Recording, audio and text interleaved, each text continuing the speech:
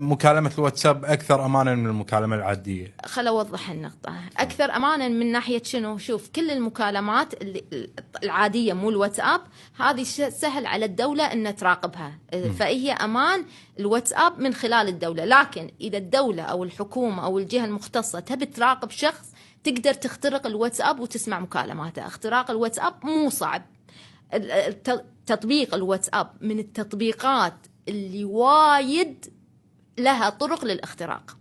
يعني الواتساب في طريقة يمكن أنا دائما أذكرها وجربتها شخصيا، من رقم التليفون تقدر تسحب بيانات الشخص كلها اللي محادثات الواتساب. شو من رقم التليفون يعني؟ ما راح أشرح الطريقة، ما راح تشرحين، بس لا يعني قصدي إنه بس يكون ما عندك أحتاج تليفون الشخص. أوكي. من رقم بس تليفونه أحتاج. أوكي. بس رقم التليفون، لأن رقم التليفون بالواتساب هو اليوزر نيم. صح.